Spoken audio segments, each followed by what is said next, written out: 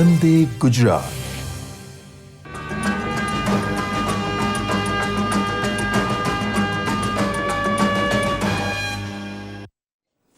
નમસ્કાર, સુપ્રભાતમ. School leadership અંતર્ગત માધ્યમિક શાળાના આચાર્યશ્રીની તાલીમના ત્રીજા અને અંતિમ દિવસે વિવિધ લર્નિંગ સેન્ટર ઉપર ઉપસ્થિત તમામ આચાર્યશ્રીઓ તથા તજજ્ઞશ્રીઓનું સ્વાગત છે. આજે આપણે મારી સાથે ડૉક્ટર તૃપ્તિબેન પારેખ કે જેઓ NAS ઉપર વાત કરવાના છે, સાથે સાથે કપિલભાઈ વસાણી કે જેઓ HOT પ્રશ્નપત્ર સંરચના વિશે વાત કરવાના છે, ડૉક્ટર હિરેનભાઈ પંડ્યા કે NCF સ્કૂલ એજ્યુકેશન ઉપર વાત કરવાના છે, અને શ્રી ભાવેશભાઈ જાની કે જેઓ સ્વોક એનાલિસિસ સ્વની ઓળખ એની પર વાત કરવાના છે. તો આજના સેશનની શરૂઆતમાં જ ડૉક્ટર તૃપ્તિબેન પારેખને વિનંતી કરું કે તેઓ NAS ઉપરની પોતાની વાતને રજૂ કરે. આભાર ચંદ્રેશભાઈ. શિક્ષણ પ્રક્રિયા જે છે એ મૂલ્યાંકન પ્રક્રિયા સાથે વણાયેલી છે, અને મૂલ્યાંકન પ્રક્રિયા છે શિક્ષણ પ્રક્રિયા સાથે વણાયેલી છે. બંને એકબીજાના પૂરક છે. ત્યારે NCERT દ્વારા પરખ નામનો એક વિભાગ શરૂ કરવામાં આવ્યો છે, અને આ પરખ જે છે એ રાષ્ટ્રની મૂલ્યાંકન પ્રક્રિયા ઉપર માર્ગદર્શન પૂરું પાડે છે. પરખ દ્વારા સમગ્ર દેશના વિદ્યાર્થીઓનો એક સર્વે હાથ ધરવામાં આવેલ હતો.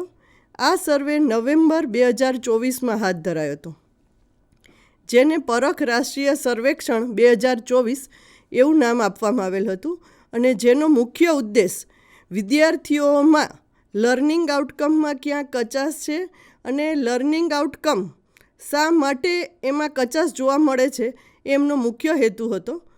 તો આપણે જે પરખની વાત કરીએ છીએ તો સૌપ્રથમ આપણે પરખ શું છે એ જોઈએ. તો પરખનું પૂરું નામ જોઈએ તો performance assessment, review and analysis of knowledge four holistic development.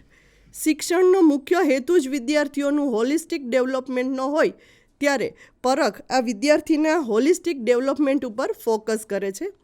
આજે આપણે પરખ રાષ્ટ્રીય સર્વેક્ષણ 2024 જે છે એમાં ગુજરાતનું પરફોર્મન્સ શું હતું અને જિલ્લાનું પરફોર્મન્સ કઈ રીતે જોવું એની આપણે આજે વાત કરીએ છીએ. પરખનું આપણે જો ગુજરાત રાજ્યની જ પર્ટિક્યુલર વાત કરીએ તો સમગ્ર દેશમાં જ્યારે 4 ડિસેમ્બર 2024 આ સર્વે હાથ ધરાયો હતો, ત્યારે ગુજરાત પણ એમાં સામેલ હતું. એમાં ગુજરાતની અંદર જે કંઈ સ્કૂલો, શિક્ષકો, વિદ્યાર્થીઓએ ભાગ લીધો તો એની આપણે વાત કરીએ તો પરખ જે છે એમાં ફાઉન્ડેશનલ સ્ટેજ, પ્રિપેરેટરી સ્ટેજ અને મિડલ સ્ટેજ એ રીતે મૂલ્યાંકન કરવામાં આવેલ હતું. એટલે કે ફાઉન્ડેશનલ સ્ટેજ એટલે કે ધોરણ 3માં ફાઉન્ડેશનલ સ્ટેજના અંતે શું વિદ્યાર્થીઓની સિદ્ધિ જોવા મળી એ ચકાસવા માટે ફાઉન્ડેશનલ સ્ટેજનું મૂલ્યાંકન હાથ ધરાયું હતું. એ જ રીતે પ્રિપેરેટરી સ્ટેજના અંતે કઈ રીતે વિદ્યાર્થીઓની સિદ્ધિ છે, કયો લર્નિંગ આઉટકમ હાર્ડ છે એ જોવા માટે પ્રિપેરેટરી સ્ટેજ એટલે કે ગ્રેડ 6માં સર્વે હાથ ધરાયો હતો. અને એ જ રીતે મિડલ સ્ટેજના અંતે એટલે કે ગ્રેડ 9માં આ સર્વે હાથ ધરાયો હતો. એટલે કે ધોરણ 3, 6 અને 9માં પરખ રાષ્ટ્રીય સર્વેક્ષણ જે છે એ સમગ્ર દેશમાં હાથ ધરવામાં આવેલું હતું. એમાં જો આપણે ગુજરાતની વાત કરીએ તો ગુજરાતમાં 3899 શાળાઓમાં આ સર્વે હાથ ધરાયો હતો. આ શાળાઓની પસંદગી રાષ્ટ્રીય લેવલથી જ થયેલી હતી. રેન્ડમ સેમ્પલિંગથી સેમ્પલિંગ કરી અને NCERT દ્વારા આપણા રાજ્યની 3899 શાળાઓની અંદર આ સર્વે હાથ ધરાયો, અને જેની અંદર પ્યુપિલ ક્વેશ્ચનર, ટીચર ક્વેશ્ચનર અને સ્કૂલ ક્વેશ્ચનરનો ઉપયોગ કરવામાં આવેલો હતો. તો એમાં જે શિક્ષકોએ રિસ્પોન્સ આપ્યા છે એ ટીચર ક્વેશ્ચનર્સમાં રિસ્પોન્સ આપ્યા છે, અને એને લીધે આપણે કહી શકીએ કે 12,142 શિક્ષકો જે છે એ આ સર્વેમાં જોડાયેલા હતા. આ ઉપરાંત રાજ્યના 1.4 લાખ વિદ્યાર્થીઓ જે છે એ ધોરણ 3, 6 અને 9ના થઈ અને આટલા વિદ્યાર્થીઓ જે છે એ સર્વેમાં સામેલ હતા. આ ઉપરાંત જો આપણે શાળાઓના પ્રકારની વાત કરીએ તો સરકારી શાળાઓ, ગ્રાન્ટેડ શાળાઓ, પ્રાઇવેટ શાળાઓ અને સેન્ટ્રલ ગવર્મેન્ટની શાળાઓ જે છે એ આ સર્વેમાં સમાવિષ્ટ હતી. અને આ ઉપરાંત આ જે સર્વે છે એ આપણા રાજ્યની અંદર 7 ભાષાઓમાં હાથ ધરવામાં આવેલો હતો. એમાં જે છે ગુજરાતી, હિન્દી, ઇંગ્લિશ, મરાઠી, ઉર્દુ, ઉડિયા અને સંસ્કૃતનો સમાવેશ કરેલો હતો. એક ઓવરવ્યૂ આપણે જોઈએ કે રાજ્ય જે છે એ નેશનલની સરખામણીએ ક્યાં છે. તો આપણે ફાઉન્ડેશનલ સ્ટેજની અંદર જે સિદ્ધિ છે એ નેશનલની સિદ્ધિ કરતાં આપણી સ્ટેટ એવરેજ જે છે એ ઓછી જોવા મળી. સેમ એ જ રીતે પ્રિપેરેટરી સ્ટેજ અને એ જ રીતે મિડલ સ્ટેજ. એટલે આમ જોઈએ તો આપણું પરિણામ થોડું ચિંતાજનક કહી શકાય કે નેશનલની સિદ્ધિ કરતાં આપણા રાજ્યની સિદ્ધિ જે છે એ ત્રણેય સ્ટેજમાં આપણને ઓછી જોવા મળી છે. ઓવરઓલ જો સ્કોર આપણે વાત કરીએ તો દેશના તમામ રાજ્યોમાં ગુજરાતનું સ્થાન જે છે એ સૌથી છેલ્લેથી છઠ્ઠા ક્રમે આપણે છીએ. એટલે નેશનલ એવરેજ કરતાં પણ આપણું જે એવરેજ જે છે એ ઓછી જોવા મળી છે. ઓવરઓલ જે એવરેજ છે એની વાત કરીએ ત્યારે આ જ રીતે આપણે ફાઉન્ડેશનલ સ્ટેજ, પ્રિપેરેટરી સ્ટેજ અને મિડલ સ્ટેજનું રિઝલ્ટ જોઈએ તો એમાં પણ ગુજરાતની સ્થિતિ છે એ અંતિમ 5 થી 6 નંબર ઉપર એ આપણને જોવા મળે છે અને આ પરિણામ વિચારવા લાયક છે. હવે જો રાજ્યના જિલ્લાઓની વાત કરીએ તો જે પરિણામનું એનાલિસિસ કરી અને નેશનલ લેવલથી આપણને મળ્યું છે તો એમાં આપણા જે ગુજરાતના જિલ્લાઓ છે એમાં પર્ટિક્યુલર એમણે 4 ગ્રેડમાં વિભાજિત કરેલા છે.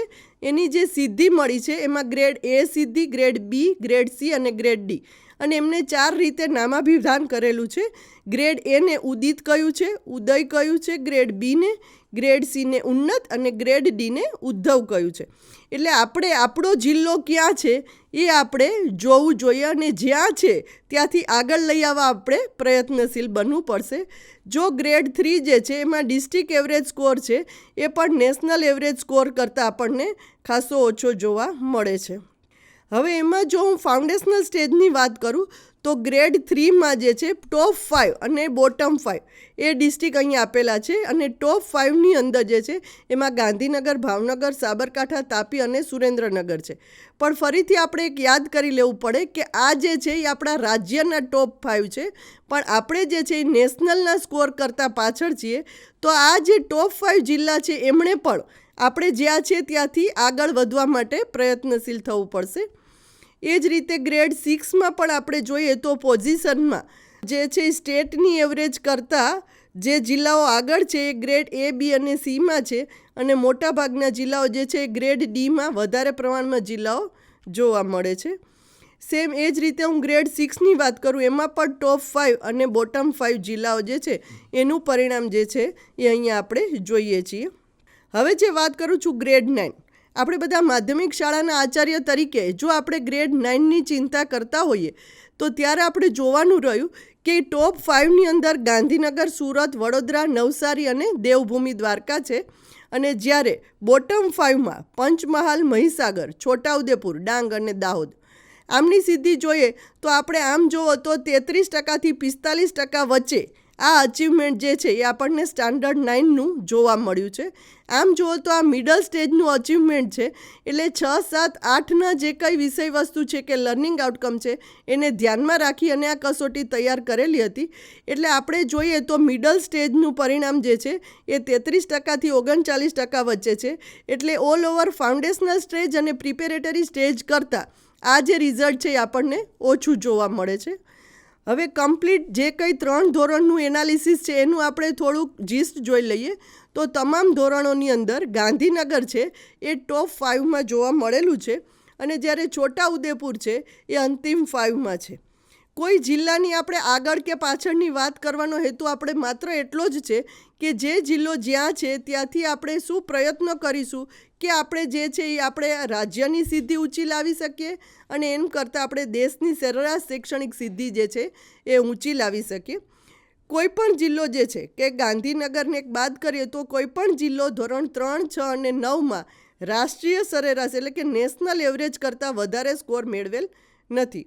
અને સુરેન્દ્રનગરનું જે રિઝલ્ટ છે ધોરણ 3, 6 અને 9નું તો એમાં સાતત્ય જોવા મળતું નથી. એટલે કે ધોરણ 6માં જો એનું પહેલું સ્થાન છે તો 9માં જે છે એટલે કે મિડલ સ્ટેજમાં એનું 25મું સ્થાન જોવા મળે છે. અને જામનગર જિલ્લામાં આમ જુઓ તો સ્ટેજ વાઇઝ પ્રગતિ જોવા મળી કે ધોરણ 3માં એમને 33મું સ્થાન હતું ફાઉન્ડેશનલમાં, ત્યારે ધોરણ 9માં 6ઠ્ઠા સ્થાન ઉપર આવેલું છે. હવે જે છે વાત કરીએ જેન્ડર બેઝ આઉટકમ. આમ જુઓ તો આપણે સિદ્ધિ જે છે એ વિદ્યાર્થીઓમાં કુમાર અને કન્યાની સિદ્ધિ કેટલી છે એ જોઈએ તો કન્યાઓ અને કુમારોની સરેરાશ મોટાભાગના વિષયોમાં શૈક્ષણિક સિદ્ધિ સમાન જોવા મળે છે. માત્ર ભાષામાં કન્યાઓની સરેરાશ જે છે વધારે છે. એટલે ઓલ ઓવર આપણે જોઈએ તો કુમાર અને કન્યાની શૈક્ષણિક સિદ્ધિમાં ખાસ તફાવત જોવા મળતો નથી. બંનેની સિદ્ધિ સમાન છે.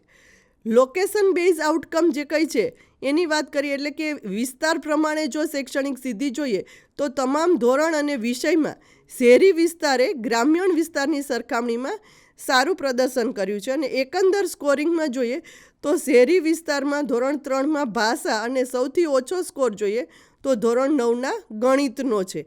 એટલે આપણે ગણિત ઉપર વધારે ફોકસ કરવાનું રહ્યું. હાઈ પરફોર્મિંગ ડિસ્ટ્રિક્ટ જે છે એની આપણે એકસાથે વાત કરીએ તો ટોપ 10ની અંદર ગ્રેડ 3, 6 અને 9માં જે જિલ્લાઓ છે એમની આ યાદી છે. તમને આ તમામ રિઝલ્ટ એ NCERT ડેશબોર્ડ ઉપર જોવા મળશે જ, પણ આપણે આ વાત કરીએ છીએ અત્યારે. એ જ રીતે લો પરફોર્મિંગ ડિસ્ટ્રિક્ટ જે છે એમાં ગ્રેડ 3, 6 અને 9માં લો પરફોર્મિંગ એટલે ઉતરતા ક્રમમાં આપણે જોઈએ તો જામનગર 47% અચીવમેન્ટ છે અને બનાસકાંઠા જે છે 52% અચીવમેન્ટ ધરાવે છે. રિપોર્ટ કાર્ડની વાત કરીએ. હવે આપણે એક સેમ્પલ રિપોર્ટ કાર્ડ જોઈએ છીએ કે આ ભરૂચની રિપોર્ટ કાર્ડ છે. તો સૌપ્રથમ આપણે તમારા જિલ્લાનું રિપોર્ટ કાર્ડ તમારે જોવું હોય તો તમે NCERT ડેશબોર્ડ કરશો એટલે ડેશબોર્ડની અંદર ગુજરાત જે છે એ જોવા મળશે. ગુજરાતમાં આપણે વ્યૂ ડેશબોર્ડ કરીએ એટલે નીચે આપણને એના જિલ્લાઓ જોવા મળશે અને એમાંથી આપણો જિલ્લો સિલેક્ટ કરી અને સૌથી છેલ્લે ડાઉનલોડ રિપોર્ટ કાર્ડ એવું લખેલું જોવા મળશે. એમાંથી આપણે આપણો રિપોર્ટ કાર્ડ જે છે એ ડાઉનલોડ કરી શકીશું.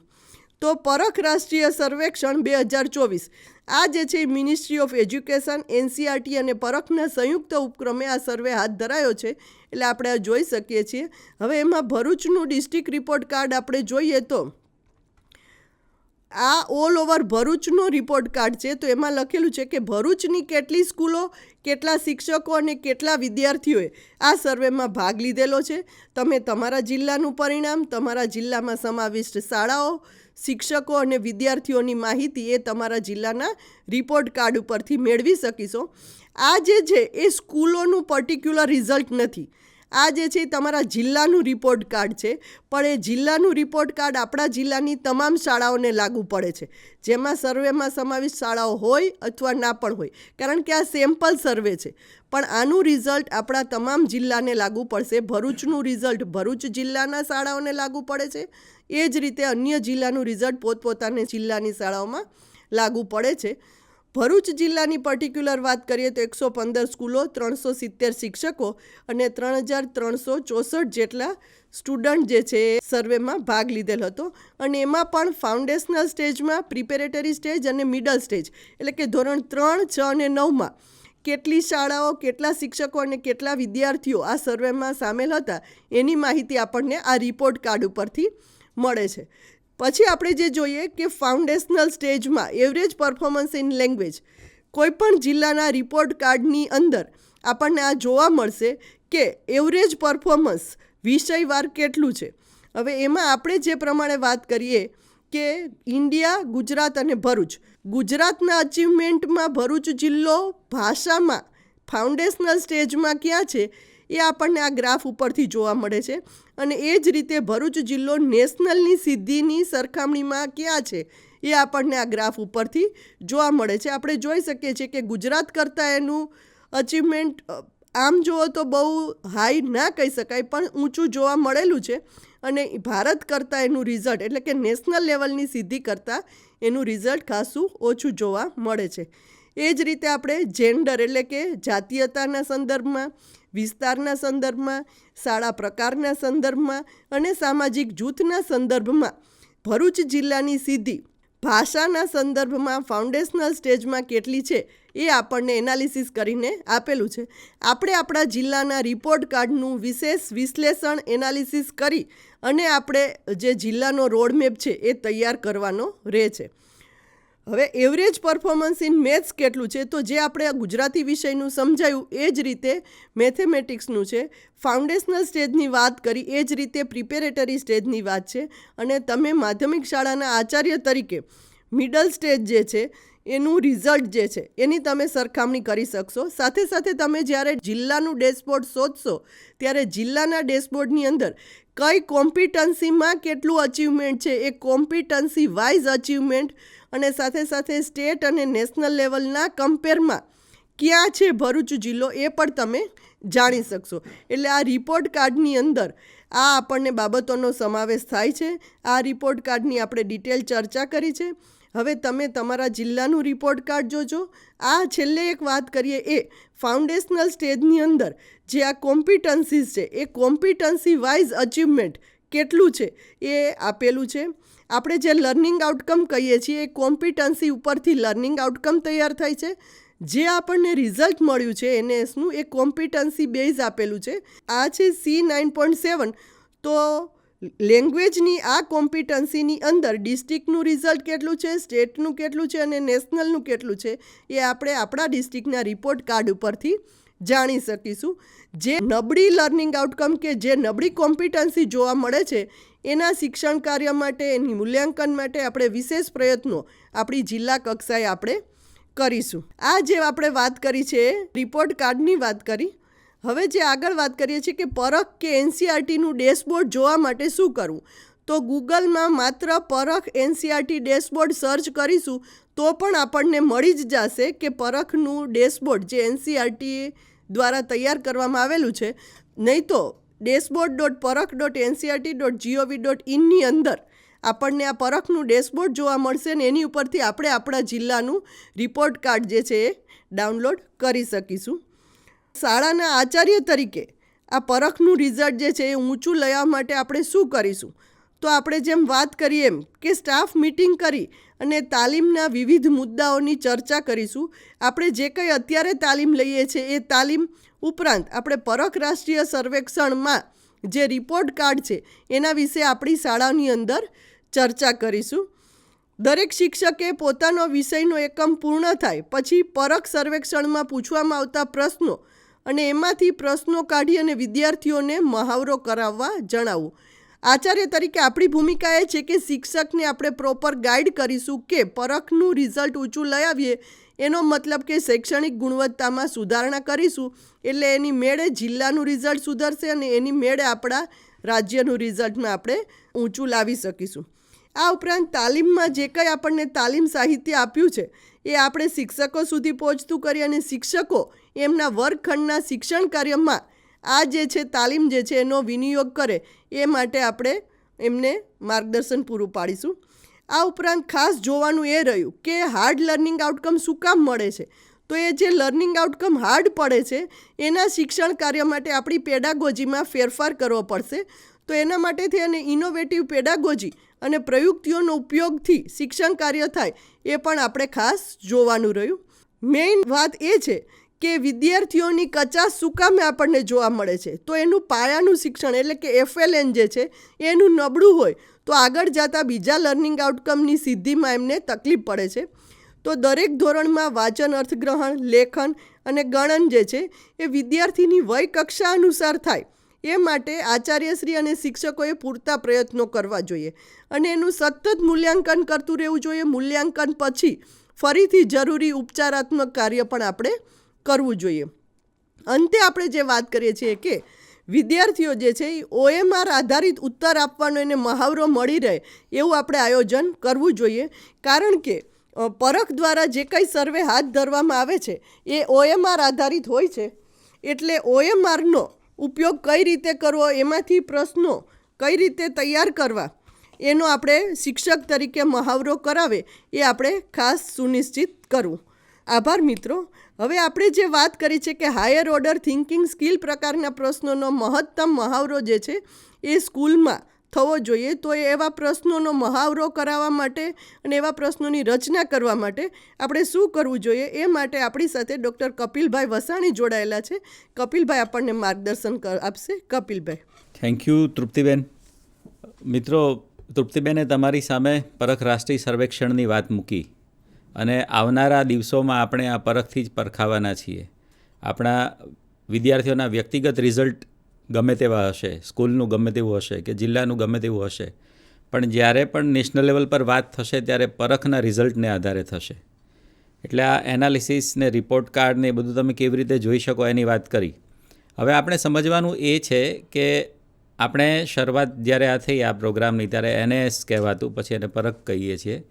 તો વર્ષોથી આપણે ટોપ 5માં રહેતા, પણ છેલ્લા થોડા સમયથી આપણે બોટમમાં પણ નથી આવી શક્યા. એટલે આવું શા માટે થયું?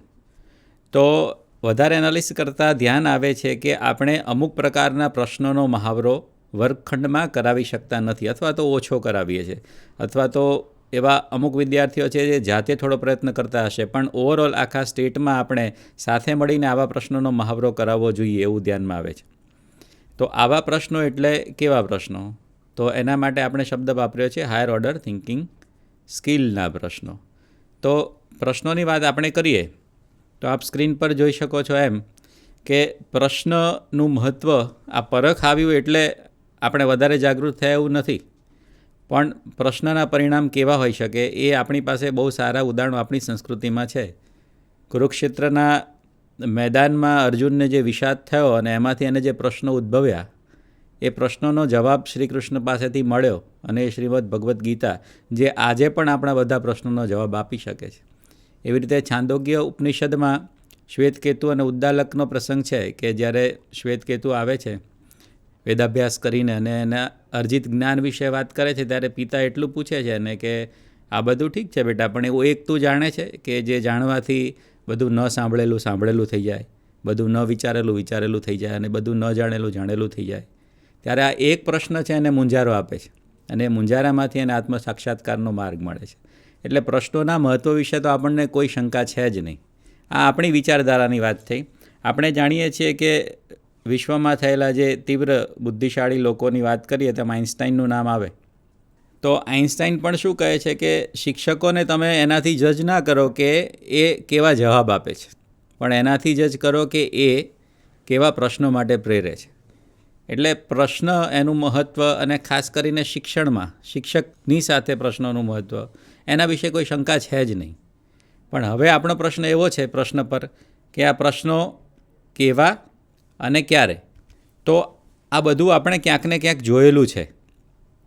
તમે જે જોઈ રહ્યા છો એ કોગ્નેટિવ ડોમેનની ટેક્સોનોમી છે, અને તમારે જોવાની છે ત્યાં લખ્યું છે ન્યૂ વર્ઝનવાળી જોવાની છે.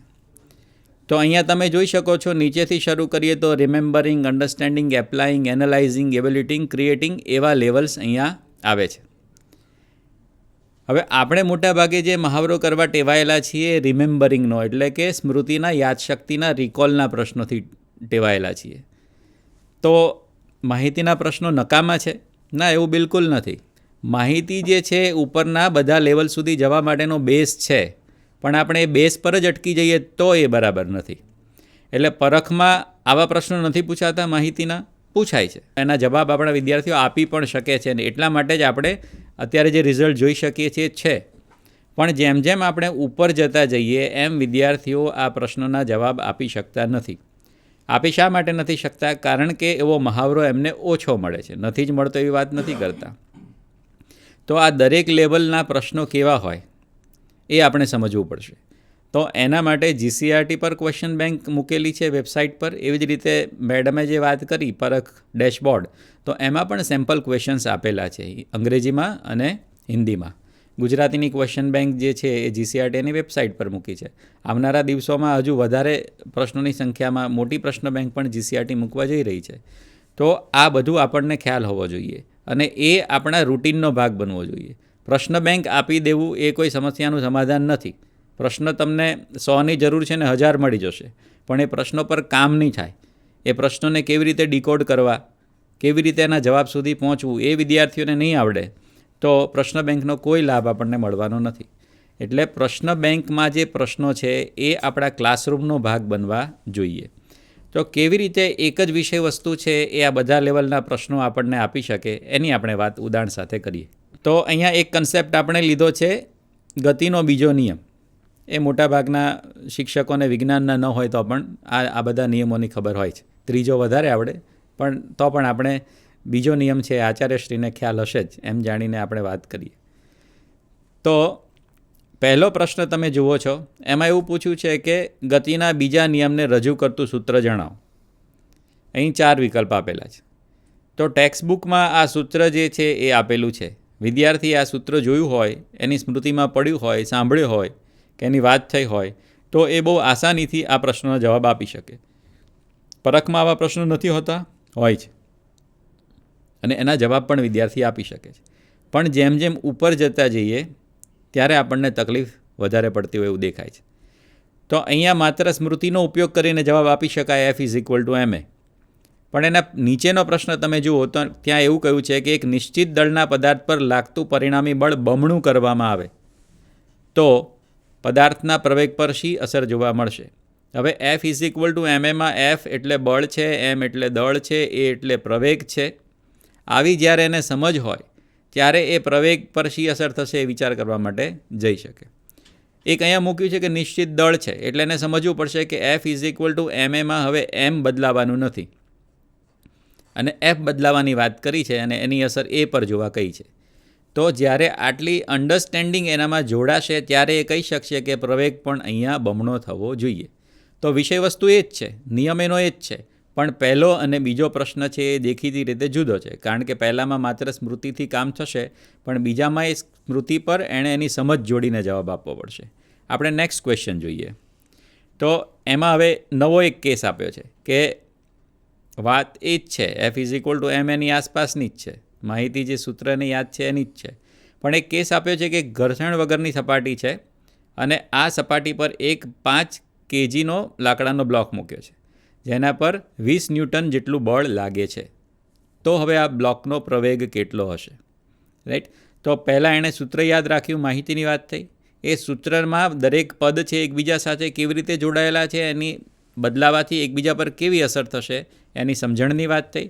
હવે એ સમજણની એપ્લિકેશન છે જ્યારે એણે અંક મૂકીને હવે આ કોયડો ઉકેલવાનો છે, આ પ્રોબ્લેમ છે એનો જવાબ આપવાનો છે. તો અહીંયા હવે એને દળ છે એમની જગ્યાએ 5 મૂકવાનું થશે, એફની જગ્યાએ એને જે કે ન્યૂટન આપેલા છે એ મૂકવાના થશે, પણ એને હજુ એક સમજનો ઉપયોગ અહીંયા કરવાનો છે, એપ્લાય કરવાની છે એની સમજ, કે અહીંયા ઘર્ષણ વગરની સપાટી છે એટલે એનું મારે બળ કોઈ કેલ્ક્યુલેટ કરવાનું નથી. તો આપણે અન્ડરસ્ટેન્ડિંગમાંથી એપ્લાયિંગમાં ગયા, વિષય વસ્તુ એનું એ જ છે. હવે એના નીચેનો કેસ જુઓ તો ત્યાં એક વધારે મુદ્દો મૂક્યો છે કે એક ઘર્ષણ લગાવતી હોય એવી સપાટી છે અને એ સપાટીને કારણે લાગતું બળ 10 ન્યૂટન છે, 10 kgનો લાકડાનો બ્લોક છે અને 50 ન્યૂટન બળ લગાડવામાં આવે છે, તો પ્રવેગ કેટલો હશે? જો સૂત્ર F=ma દરેકમાં પ્રવેગની જ વાત કરી છે, પણ પહેલામાં જે છે એ માહિતી હતી, બીજામાં સમજની વાત થઈ, ત્રીજામાં ઉપયોજનની વાત થઈ. અહીંયા એનાલાઇઝ કેવી રીતે થાય છે? જો એવું પણ નથી કે એનાલાઇઝ કરો એટલે એની અંદર સમજ ના હોય, એની અંદર એપ્લિકેશન ના હોય, કારણ કે એ ઉપર છે, તમે જોવો છો ને, પાયો છે એની ઉપર ઇમારત ચણાતી જાય છે, પાયો ગાયબ થઈ જાય તો ઉપરનો માળ નથી બનવાનો, સિવાય કે આપણે એવી ટેકનોલોજી શોધી કાઢીએ.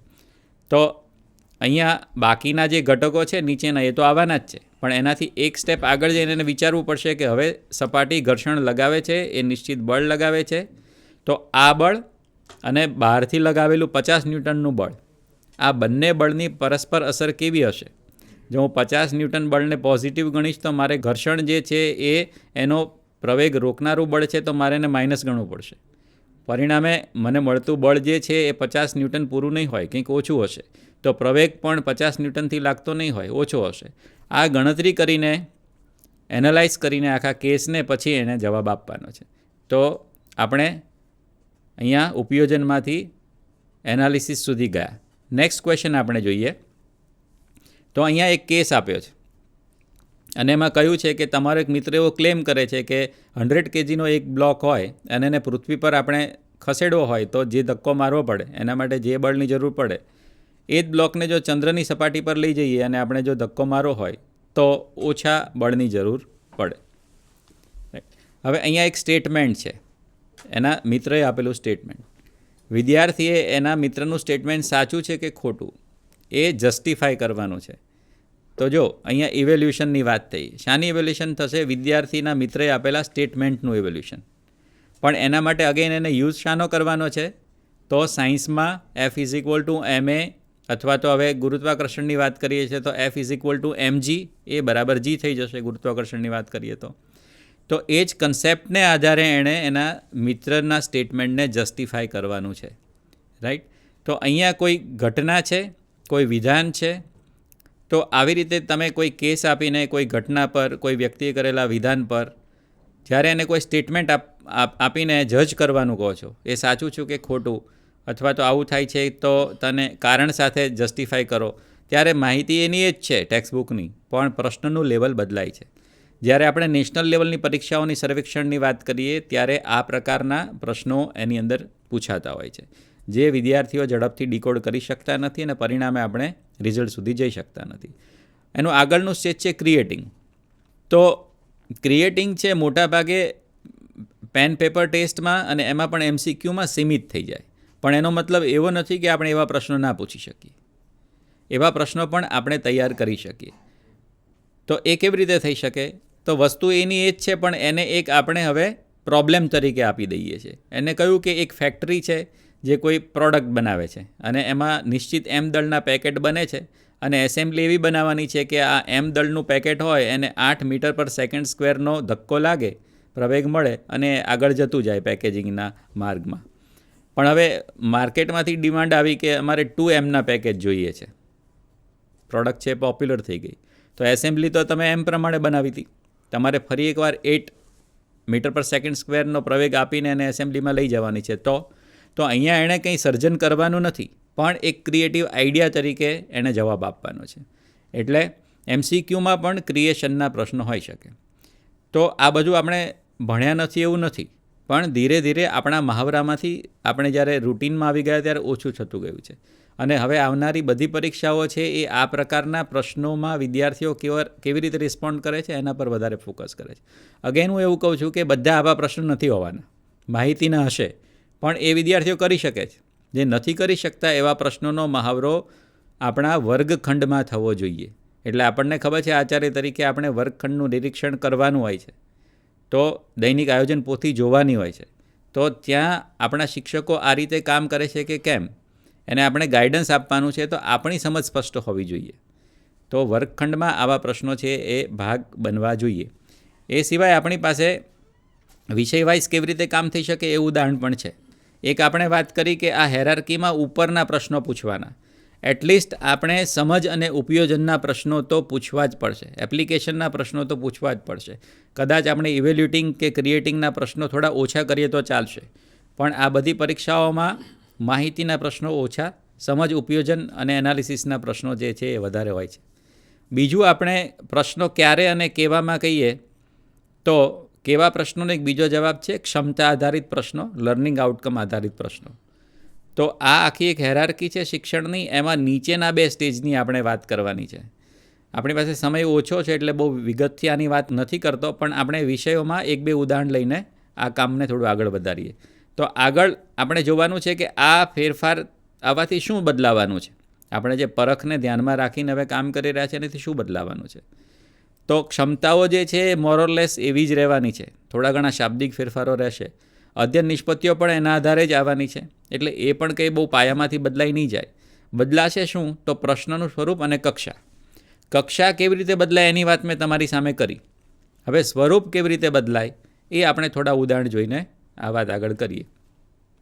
તો અહીંયા ભાષામાં એક પેરેગ્રાફ આપેલો છે અને ક્ષમતા કે લર્નિંગ આઉટકમ છે કે જે વાંચે છે એમાંથી સામગ્રીમાંથી આવશ્યક તારણ કાઢે છે. તો અહીંયા એક પેસેજ આપ્યો છે, એમાં અશોકભાઈ નામના ખેડૂતની વાત છે. એમને મહાકુંભમાં જવાની ઈચ્છા છે પરિવારને લઈને, પણ એ જ સમયે એમના ખેતરમાં બરાબર સિઝન આવી છે અને બટાકા એમને કાઢવાના છે. તો આ સિચ્યુએશનમાં એ એના ફેમિલીને કેવી રીતે મહાકુંભમાં લઈ જાય છે અને એની સિઝનનું જે કામ છે એ પણ કેવી રીતે પાર પાડે છે એની વાત કરી છે. આના આધારે કેવા પ્રશ્ન પૂછી શકીએ આપણે? તો પહેલો પ્રશ્ન પૂછ્યો છે અશોકભાઈને શાની ખૂબ જ ઈચ્છા હતી. તો પહેલાં સ્ટેટમેન્ટમાં ક્લિયર કટ લખ્યું છે કે એમને મહાકુંભમાં જવાની ખૂબ જ ઈચ્છા હતી. તો આ પ્રશ્ન ક્ષમતા સાથે જોડાયેલો નથી, બિલકુલ જોડાયેલો છે. કેમ કે તમે કહ્યું છે કે પેસેજમાંથી એ વાંચે છે, સમજે છે અને માહિતી જે છે એમાંથી નિષ્કર્ષ કાઢીને તમને આપે છે. પણ ત્યાં આવશ્યક તારણ એવું લખ્યું છે. તો આ અશોકભાઈને ત્યાં જવાની ઈચ્છા એ કંઈ એટલું મોટું આવશ્યક તારણ બનતું નથી. એટલે પ્રશ્ન સાવ અસંગત છે એવું નથી, પણ એની કક્ષા જે છે એ થોડી આપણે નિમ્ન કહી શકીએ. પણ બીજો પ્રશ્ન તમે જુઓ તો એમાં એવું પૂછ્યું છે કે એમના ફેમિલી વિશે તમે શું કહો. તો પેસેજમાં ક્યાં પણ ફેમિલી વિશે આપેલા વિકલ્પોનું એક પણ વિધાન આપેલું નથી. તમે અત્યારે સ્ક્રીનમાં જોઈ શકો છો એટલે હું વાંચતો નથી. તો એને પેસેજમાં બિટવીન ધી લાઇન્સ આ ફેમિલી કેવું છે સમજીને જવાબ આપવાનો છે, અથવા તો આ સમજણને છે એને આધારે ફેમિલીને એક સ્ટેમ્પ આપવાનો છે કે મારી દ્રષ્ટિએ આ ફેમિલી આવું છે. તો સીધો સાદો પ્રશ્ન છે, પણ કયા લેવલ સુધી ગયો? ઇવેલ્યુટિંગ સુધી ગયો. એણે આ ફેમિલીને જજ કરી, એના માટેનું એક કેરેક્ટર છે, એક સ્ટેટસ કે એને સિમ્બોલ આપીને કહ્યું કે આવું જ છે. તો રાઈટ, માહિતી એની એ જ છે, પણ પ્રશ્નનું સ્વરૂપ બદલાવાથી એની કક્ષા પણ બદલાઈ છે. આપણે થોડા ઉદાહરણો સ્કીપ કરતા જઈએ. આ એક ગણિતનું ઉદાહરણ લઈ લઈએ. સીધું સાદું છે, ટકાનું કેટલામાં રૂપાંતરણ કરે છે ને તેના આધારે કોયડા ઉકેલે છે. અહીંયા પ્રશ્ન પૂછ્યો છે કે 25% અપૂર્ણાંકમાં કેવી રીતે લખી શકાય? તો ટકાને કેટલામાં રૂપાંતર કર્યા, પરંતુ આ કંઈ કોયડાના સ્વરૂપમાં નથી. એટલે આ પ્રશ્ન છે ક્ષમતા સાથે થોડોક જોડાયેલો છે અને અમુક ભાગ છે રહી જાય છે. અને આ બહુ માહિતી પ્રકારનો પ્રશ્ન છે. એટલે આવા પ્રશ્નો આપણે કરાવવાના છે, પણ આના બેઝ પરથી આગળ જવાનું છે. આવા પ્રશ્નો વિદ્યાર્થીઓ કરી લેશે. પછી એક આપ્યું છે કે એક વર્ગમાં 40 વિદ્યાર્થીઓ છે ને 20% ગેરહાજર છે, તો કેટલા ગેરહાજર છે? તો હવે આ ક્ષમતાનો થોડો બંધબેસતો પ્રશ્ન થયો. સંખ્યા આપી છે, એમાંથી 20% ગેરહાજર, તો એના સંખ્યામાં પાછું એને કન્વર્ટ કરવાનું. તો આ કોયડાની જે વાત કરી છે એવો છે, પણ એ પ્રશ્નને થોડોક જુદી રીતે આપણે કરીએ અથવા જુદા કેસમાં વિચારીએ કે દુકાનદાર પાસે 60% પુસ્તકો વેચ્યા પછી 540 બચ્યા, તો દુકાનદાર પાસે શરૂઆતમાં કેટલા હશે? તો જો બીજો જે પ્રશ્ન પૂછાયો તમને વિદ્યાર્થીઓવાળો, એમાં ઓબ્વિયસ છે કે 40માંથી 20% ગેરહાજર, એટલે સીધું કન્વર્ઝન કરું. પણ અહીંયા 60% વેચી દીધા તો બચ્યા એ 40%, 40% 540 છે. જો 40% એ 540 થતા હોય તો 100 એ કેટલા હોવા જોઈએ? એમ રિવર્સ કેલ્ક્યુલેશન એને કરવાનું છે.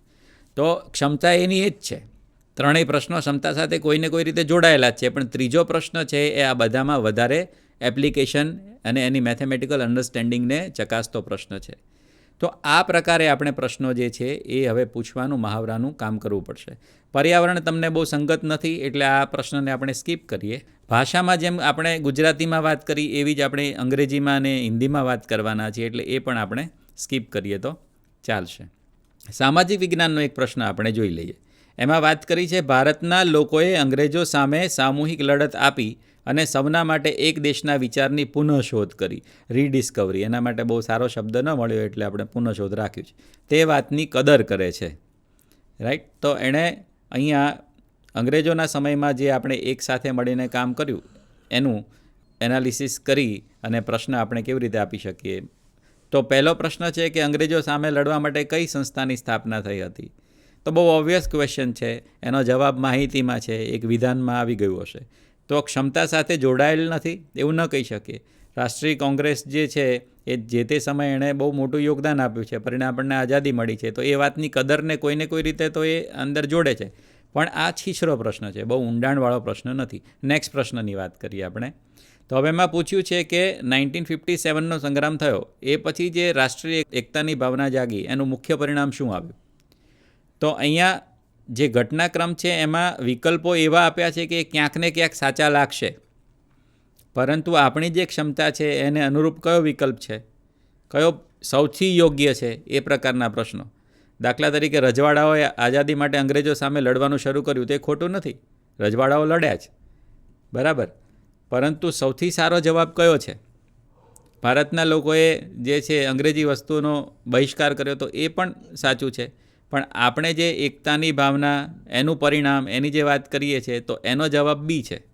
તો અહીંયા થોડાક સાચા એવા ઉત્તર પણ હશે, પણ સૌથી સારો કયો, સૌથી યોગ્ય કયો, એવા આપણે વિદ્યાર્થીઓને વિકલ્પ આપવા પડશે. એના પછીનો એક પ્રશ્ન જોઈએ. તો હવે એણે પૂછ્યું છે કે આવી એક ઘટના બની, રજવાડાઓ જે છૂટા છૂટા હતા એ સાથે જોડાયા અને એક રાષ્ટ્ર તરીકે જોડાયા. આ વિધાનને તમારે જસ્ટિફાય કરવું હોય તો કયું લોજિક છે સૌથી યોગ્ય છે? તો અહીંયા પણ એણે દરેક લોજિકને ચકાસવા પડશે. એ અડધા સાચા પણ હોઈ શકે, સાવ ખોટા પણ હોઈ શકે અને ખૂબ સારા લોજિક પણ હોઈ શકે. તો સૌથી સારું લોજિક કયું, એ એણે વિચારીને પછી જવાબ આપવાનો છે. તો મિત્રો, આ બધા ઘણા બધા પ્રશ્નોની વાત થઈ શકે, પણ આપણી પાસે સમય થોડો મર્યાદિત છે. પણ તમને ક્વેશ્ચન બેંક અને એ બધું મળે છે. પણ આ ક્વેશ્ચન બેંક જ્યાં સુધી આપણા ક્લાસરૂમનો ભાગ નહીં બને ત્યાં સુધી એ માત્ર પ્રશ્નો રહી જશે, એના જવાબો આપણે મેળવી શકીશું નહીં. તો આપણે આ કામ કરવાનું થશે, સાથે મળીને કરવાનું થશે. આવી જ એક બીજી વાત છે NCFSC, જેને કારણે આપણી શાળાઓ અને આપણું શિક્ષણ કેવી રીતે અસર થશે, કેવી રીતે બદલાશે, અને એ બદલાવની એક વાહક તરીકે શાળાના આચાર્યની ભૂમિકા કેવી હશે, એની વાત કરવા માટે હું શ્રી હિરેનભાઈ પંડ્યાને વિનંતી કરું છું. આભાર કપિલભાઈ. સર્વને નમસ્કાર. મિત્રો, આપણે NCFSC વિશે વાત કરવાના છીએ. રાષ્ટ્રીય અભ્યાસક્રમ રૂપરેખા શાળા શિક્ષણ, ગુજરાતીમાં આપણે એવા નામે એને ઓળખીએ છીએ અને ટૂંકમાં આપણે એને કહીએ છીએ NCFSC 2023, national curriculum framework for school education 2023. મિત્રો, તમને ખ્યાલ છે બધાને કે NEP 2020 આવ્યા પછી આપણી પાસે અગત્યના એવા 4 દસ્તાવેજ છે એ મૂકવામાં આવ્યા છે, જેમાંથી એક દસ્તાવેજ હજુ બાકી છે. પરંતુ જ્યારે વાત કરીએ આ દસ્તાવેજની, ત્યારે સૌથી પહેલાં આપણે ફાઉન્ડેશન સ્ટેજ માટે જે નેશનલ કરિક્યુલમ ફ્રેમવર્ક બનેલું છે એને યાદ કરવાનું છે. ત્યાર પછી બીજો અગત્યનો દસ્તાવેજ જેના વિશે આજે થોડી વાત કરવાના છીએ એ છે national curriculum framework school education. એ જ રીતે આગળ છે national curriculum framework for adult education, જે નવ ભારત સાક્ષરતા કાર્યક્રમ તરીકે, ન્યૂ ઇન્ડિયા લિટરસી પ્રોગ્રામ તરીકે અત્યારે આપણે ભારતમાં ઇમ્પ્લિમેન્ટ થઈ ચૂક્યું છે. અને ચોથું ડોક્યુમેન્ટ જે બાકી છે એ છે national curriculum framework four teacher education. તો આ 4 અગત્યના દસ્તાવેજ છે એ સમગ્ર ભારતની અંદર ભારતની જે શિક્ષણ પ્રણાલી છે, અથવા સ્કૂલ એજ્યુકેશન સિસ્ટમ છે, અથવા હાયર એજ્યુકેશન સિસ્ટમ છે, એના સકારાત્મક પરિવર્તનની ભૂમિકા માટે તૈયાર કરવામાં આવ્યા છે. અને એમાંનો એક અગત્યનો દસ્તાવેજ છે, આપ સ્ક્રીન પર જોઈ શકો છો. એનું મુખ પૃષ્ઠ છે એ આ રીતે બનેલું છે. અને બહુ અગત્યનું એક વિધાન છે, એ તમારે બધાએ આચાર્ય મિત્રો યાદ રાખવાનું છે. Teacher is at the heart the practice of education. ઘણા બધા બદલાવ છે આપણે જોઈએ છીએ. ટેકનોલોજીના યુગમાં બધા આપણે અત્યારે ઘણું બધું ડિજિટલ પ્લેટફોર્મ પર કામ કરતા થયા છીએ. પરંતુ વર્ગખંડ શિક્ષણની વાત આવે છે ત્યારે જીવંત શિક્ષણ જેને કહીએ છીએ, એ જીવન શિક્ષણમાં એક શિક્ષક તરીકેનો રોલ છે આપણો ખૂબ જ અગત્યનો છે. એટલે મિત્રો, NCFSCની અંદર પણ શિક્ષક છે એની ભૂમિકા ખૂબ અગત્યની છે. પરંતુ NCFSCની જ્યારે વાત કરતા હોય ત્યારે NCFSCનો સમગ્રપણે આખો ચિત્તાર કેવો છે એની આપણે ટૂંકમાં વાત કરવાના છીએ, કેટલીક હાઇલાઇટ્સ છે જોવાના છીએ. એનો પરિચય આપણે આપીએ તો ખ્યાલ છે મુજબ NEP 2020ના આધારે બનાવેલો દસ્તાવેજ છે. એના અમલીકરણ માટેનો દસ્તાવેજ છે. એ 3 થી 18 વર્ષના વય જૂથના જે બાળકો અથવા વિદ્યાર્થીઓ છે એને ધ્યાનમાં લે છે. અને સૌથી અગત્યનો જે બદલાવ આવેલો છે, અભ્યાસક્રમ અને શિક્ષણશાસ્ત્રની જે પુનઃરચના કરવામાં આવી છે 4 તબક્કાની અંદર, 5+3+3+4, એને એડ્રેસ કરે છે. અને મિત્રો, આપણે ખૂબ સારી રીતે આ ટર્મિનોલોજી છે યાદ રાખવાનો પ્રયત્ન કરીશું. સમગ્ર સેશનમાં તમે જ્યાં જ્યાં પણ મને સાંભળો છો ત્યારે ખાસ માર્ક કરાવું તમને કે કેટલીક ટર્મિનોલોજી એવી છે NEP આવ્યા પછી કે આપણે એનો ઉપયોગ છે હવે આપણા વ્યવહારુ વાતચીતમાં કરવાની ટેવ પાડવી જોઈએ.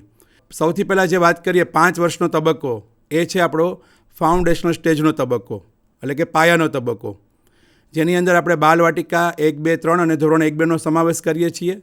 ત્યાર પછીનો તબક્કો છે એ 3 વર્ષનો, જેની અંદર આપણે પ્રિપરેટરી સ્ટેજ એટલે કે પ્રારંભિક તબક્કો, જેમાં ધોરણ 3, 4, 5નો સમાવેશ થાય છે.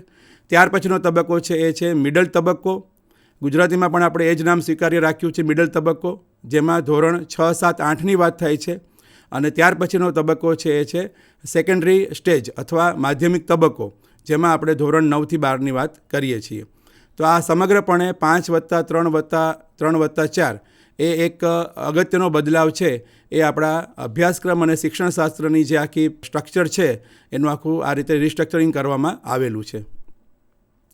આ આખો દસ્તાવેજ છે એ અગત્યના એવા 5 જે શિક્ષણના ધ્યેયો છે એને સમાવિષ્ટ કરે છે. બરાબર છે. આપણી જે હ્યુમન એબિલિટીઝ છે અથવા જે સ્કિલ્સ છે, આપણા જે વેલ્યુઝ છે અને આપણા જે ડિસ્પોઝિશન અથવા મનોજોગ છે, બરાબર, એનો કઈ રીતે વિકાસ કરવો, બરાબર, એના માટેનો એક આધારભૂત દસ્તાવેજ છે. સમગ્રપણે આ દસ્તાવેજ છે સંકલિત છે, કારણ કે સ્ટેજ વાઇઝ કઈ રીતે અભ્યાસક્રમની બાબતમાં, શિક્ષણશાસ્ત્રની બાબતમાં, મૂલ્યાંકનની બાબતમાં એકબીજા સાથે કઈ રીતે ક્રમશઃ આગળ વધવાનું છે એને ધ્યાનમાં રાખે છે. હોલિસ્ટિક ડેવલપમેન્ટ છે એ ખૂબ જ અગત્યનો મુદ્દો છે, એટલે સર્વગ્રાહી છે. ખૂબ જ અગત્યનું એવું કે જ્યારે પણ આપણે વાત કરીએ કોઈ પણ દસ્તાવેજની, ત્યારે સ્વાભાવિક રીતે આપણને એમ થાય કે આઈડિયલ બાબતો છે એની છણાવટ વધુ થઈ ગઈ છે, પરંતુ વ્યવહારમાં કઈ રીતે મૂકવું એની કોઈ છણાવટ દેખાતી નથી. પરંતુ ના, આ દસ્તાવેજ એવો દસ્તાવેજ છે જે આપણા ભારતનું જે શિક્ષણ ચિત્ર છે હાલનું, એ વાસ્તવિક રીતે રજૂ કરે છે. એ વાસ્તવિક પડકારો આપણી સામે કયા કયા છે, દરેક વિષયમાં કયા છે, ક્લાસરૂમમાં કયા છે, મૂલ્યાંકનની બાબતમાં કયા છે, આપણા જે મોટા સર્વેક્ષણ થાય છે એમાં કયા છે, એ બધાને આ સંબોધિત કરે છે અને સાથે સાથે એના સોલ્યુશન માટેની પણ વાત કરે છે. તમે સમગ્રપણે આ દસ્તાવેજ જ્યારે જોશો ત્યારે બધાને વિનંતી કરું છું કે બોક્સ આઇટમ તરીકે એમાં કેટલીક સુંદર મજાની વાતો છે રજૂ કરેલી છે. એ બોક્સ આઇટમ છે એ આ બાબતને પ્રતિબિંબિત કરે છે કે ભારતની અંદર જ્યારે પણ શિક્ષણની વાત કરતા હોય ત્યારે હાલનું સિનારીઓ અથવા ચિત્ર શું છે અને એ પડકારોને આપણે પહોંચી વળવા માટે આપણે શું કરવું જોઈએ, એની સુંદર છણાવટ છે એ વિવિધ પ્રકારના બોક્સ આઇટમ દ્વારા થયેલી છે. જ્યારે પણ આપણે ઇનોવેટિવ પેડાગોજીની વાત કરીએ છીએ ત્યારે ઇનોવેટિવ પેડાગોજી છે એ ક્લાસરૂમમાં કઈ રીતે લઈ જવું જોઈએ એ પણ એક ટીચર્સ વોઇસ તરીકેના બોક્સ આઇટમ દ્વારા રજૂ કરેલું છે. તો બધા મિત્રોને વિનંતી કે તમે થરલી જ્યારે તમારા વિષય માટે અથવા સમગ્રપણે આ ડોક્યુમેન્ટને જોવા માટે તૈયાર થાવ, કેટલાક મિત્રોએ જોયું હશે પણ તૈયાર થાવ અથવા જોવાના હોવ તો તમને બધાને વિનંતી કે આ બધા બોક્સ આઇટમનો તમારો અભ્યાસ છે સારી રીતે કરવો જોઈએ. ત્યાર પછી એનઈપીની અંદર જે એક અગત્યની વાત દર્શાવી છે કે ઇન્ડિયન રૂટેડનેસ છે એ આપણે સામેલ કરવાનું છે આપણા અભ્યાસક્રમમાં, આપણી પેડાગોજીમાં. તો અહીં NCFSEમાં પણ એ ભારતીયતાનું જે મૂળ છે, બરાબર, એને દરેક જગ્યાએ આપણે સાંકળવાનો પ્રયાસ છે એ સુંદર રીતે કરેલો છે. તો સમગ્રપણે NCFSE છે એની વાત આપણે એક ટૂંકમાં પરિચયમાં આ રીતે આપી શકીએ. ત્યાર પછી વાત કરીએ તો એના મુખ્ય સિદ્ધાંતો કયા છે, તો શિક્ષણના બધા જ હિતધારકો માટેની એક અગત્યની માર્ગદર્શિકા સાબિત થઈ રહી છે. ખૂબ જ સ્પેસિફિસિટી એમાં બતાવેલી છે, વિશિષ્ટતાઓ છે એ રજૂ કરેલી છે. વ્યવહારિક વિચારણાને ખૂબ જ એમાં મહત્ત્વ આપેલું છે અને અધ્યયનના પ્રમાણિત ધોરણો એની પણ સુંદર રીતે વાત કરી છે. અધ્યયનના પ્રમાણિત ધોરણોની જ્યારે વાત કરીએ ત્યારે કપિલભાઈએ પણ વાત કરી કે આપણે જ્યારે એમ્સ ઓફ એજ્યુકેશન લઈએ છીએ, શિક્ષણના ધ્યેયો, ત્યાર પછી આપણે નીચે હેરાર્કીમાં નીચે ઉતરીએ તો ત્યાર પછી આપણી પાસે આવે છે કરિક્યુલર ગોલ આવે છે, જેને આપણે CG તરીકે ઓળખીએ છીએ, અભ્યાસક્રમના લક્ષ્યો, બરાબર. ત્યાર પછી જે વાત આવે છે એ કમ્પિટન્સી આવે છે, ક્ષમતાઓ, અને ત્યાર પછી વાત આવે છે લર્નિંગ આઉટકમ્સ, અને સાથે સાથે મૂલ્યાંકન પણ જોડાયેલું છે. તો અધ્યયનના પ્રમાણિત ધોરણોની અંદર તબક્કાવાર દરેક વિષયમાં એની વાતની રજૂઆત છે અહીં કરેલી છે. NCFSEના જે મુખ્ય ધ્યેયો છે એ બે બાબતોને હાઇલાઇટ કરે છે મુખ્યત્વે. એક તો ભારતની જે શાળા શિક્ષણ પ્રણાલી છે એમાં સકારાત્મક પરિવર્તનમાં મદદ કરવાનું છે, અને શિક્ષણ વ્યવહાર, ફરી વખત વાત કરીએ કે ક્લાસરૂમ ટ્રાન્ઝેક્શન છે અથવા ક્લાસરૂમની અંદર આપણો જે વ્યવહાર છે એ જ્યાં સુધી નહીં બદલાય ત્યાં સુધી આપણે ઘણી રીતે પાછળ જઈશું. એટલે મને લાગે છે કે NCFSE જ્યારે પણ આપણે અભ્યાસ કરતા હોય ત્યારે શિક્ષણ વ્યવહાર એમાં કઈ રીતે દર્શાવેલો છે એનું આપણે અગત્ય ધ્યાનમાં લેવું જોઈએ. એના જે વિશાળ હેતુઓ છે એ આ 5 પ્રકારે દર્શાવેલા છે: તર્કસંગત વિચાર અને સ્વાયત્તતા, આરોગ્ય અને સુખાકારી, લોકશાહીયુક્ત અને સામુદાયિક સહભાગિતા, આર્થિક સહભાગિતા અને સાંસ્કૃતિક સહભાગિતા. સમગ્રપણે શાળા શિક્ષણના 5 જે વિશાળ ધ્યેયો અથવા હેતુઓ છે એને ધ્યાનમાં રાખીને સમગ્ર ડોક્યુમેન્ટ છે એ બનાવવામાં આવેલું છે. સમગ્ર રીતે આપણે જોઈએ તો NCFSEનું જે વોલ્યુમ છે અથવા દસ્તાવેજ છે એ સંકલિત રીતે આ રીતે તમે જોઈ શકો, ટેબલના માધ્યમથી દર્શાવેલું છે અહીંયા કે 5 વિભાગો છે એની અંદર એ આખો વિભાજિત થયેલું છે. પહેલો વિભાગ જે છે એ અભિગમ તરીકે, કારણ કે સૈદ્ધાંતિક ભૂમિકા શું છે, આ ડોક્યુમેન્ટ છે એ NCFSE કઈ રીતે આપણી સામે આવેલું છે, અથવા એ ડોક્યુમેન્ટને આપણે સારી રીતે સમજવું હોય તો વિભાગ એ છે ખાસ આપણે વાંચવો જ રહ્યો. તો એ અભિગમની વાત અહીંયા થઈ છે. એમાં કુલ 4 પ્રકરણ છે દર્શાવેલા છે. ત્યાર પછી B, ખૂબ જ અગત્યનું એવું ક્રોસ કટિંગ થીમ્સ. મિત્રો, અહીંયા આપણે એવું જોવાના છીએ, તમે બધા ગણિતમાં છેદગણ વિશે ભણી ગયા હશો. તો છેદગણ છે એ 2 ગણ જે હોય એમાંનું કેટલુંક સામાન્ય હોય એની આપણે વાત કરતા હોય છે છેદગણની અંદર. તો અહીં પણ એવું જ છે. તમે બધા વિષયો જ્યારે ધ્યાનમાં લો છો ત્યારે બધા વિષયોમાં કેટલુંક એવું હોય કે જે સામાન્ય છે. એ સામાન્ય તરીકે શું છે એની વાત અહીંયા ક્રોસ કટિંગ થીમ્સમાં આપણે રજૂ કરેલી છે. જેમ કે એજ્યુકેશન ટેકનોલોજી, એ દરેક વિષયને લાગુ પડે. ત્યાર પછી સમાવેશન, જેને આપણે ઇન્ક્લુઝન તરીકે ઓળખીએ છીએ, એ પણ બધા વિષયને લાગુ પડે. ભારતીયતાનું મૂળ, જેને આપણે ઇન્ડિયન નોલેજ સિસ્ટમ તરીકે પણ ઓળખીએ છીએ, IKS તરીકે, તો એ પણ બધા વિષયને લાગુ પડે. માર્ગદર્શન અને સલાહ દર્શન, બરાબર છે, ગાઈડન્સ એન્ડ કાઉન્સેલિંગની વાત કરતા હોય તો એ પણ બધા વિષયને લાગુ પડે. તો આવી કેટલીક થીમ છે એને સમગ્રપણે ક્રોસ કટિંગ થીમ્સમાં આપણે એને લીધેલી છે. એના કુલ 6 ચેપ્ટર એમાં મુકાયેલા છે.